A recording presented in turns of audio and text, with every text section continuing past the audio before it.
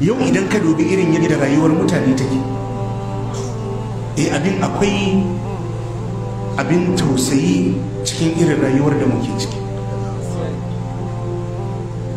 Yau fa alƙur'ani a tsakanin mutane, kusan tilawan alƙur'ani ya saura a hannun yara ne wadda ba su fantsama cikin duniya ba tukunna, irin yan hadda da sauransu.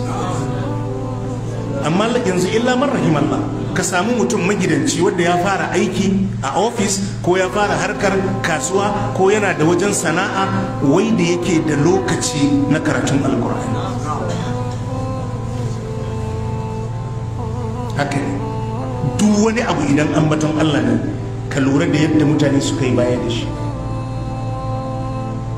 Inda za ka ɗauki asamin makanka ka bibiya ko ku sa makanku wani tsari ku bibiya, yana da wahala ka samu wani masallacin juma'a da liman zai hau mimbari da cikakkun sahu 7 a gabansa. Hakan kai ka je ka kalli masallacin juma'an ku, wancan ya kalli masallacin juma'an su, wancan ya kalli masallacin juma'a, duk ana zuwa sallan juma'an ne in an tada iqama, saboda kowa bai so a bata mai lokaci. Abinda zai baka mamaki, ka kalli lokacin da wayarka take dauka a hannunka.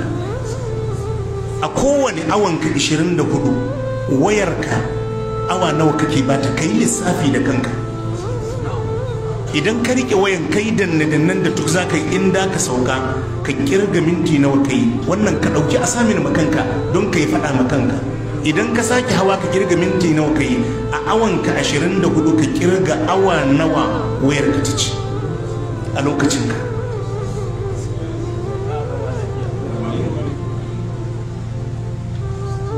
Annabi sallallahu alaihi wasallam yana magana akan tafiya juma'a a sa'a ta farko da falalarsa da alkhairinsa.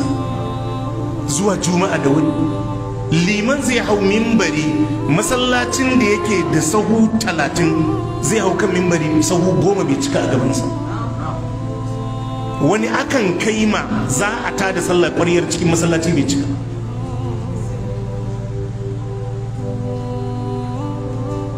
Waɗansu sukan zo masallacin juma'a su ƙaraso masallacin su ji hudubar, za su tsaya daga can gefe suna hira, sai sun ji an tada iƙama su zo su shimfiɗa abinda za su shimfiɗa su yi sallan su tashi su.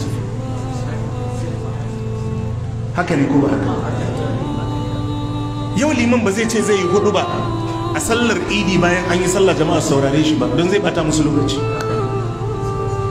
Ana sallar kowa zai ɗauki dardumansa. In akwai sako da za a faɗa, za ka ji ana don Allah jama'a a tsaya a saurara.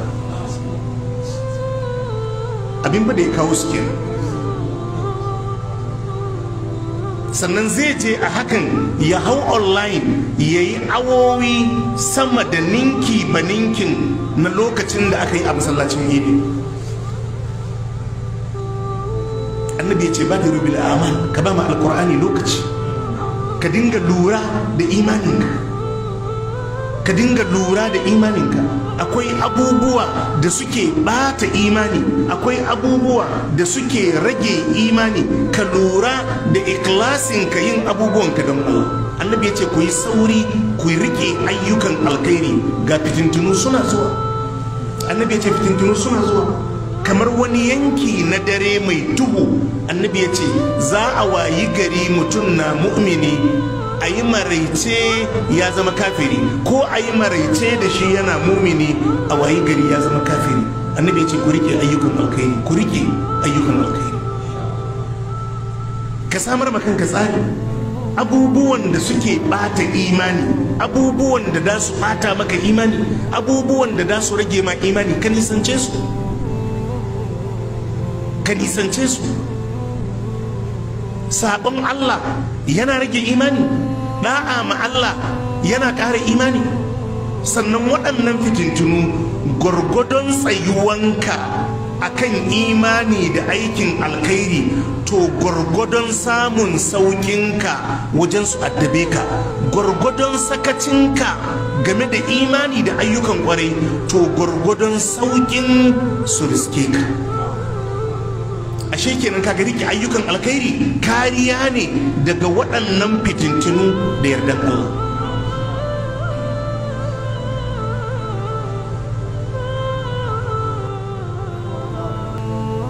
ai gaugawa wajen ayyukan alkhairi, karka yadda ka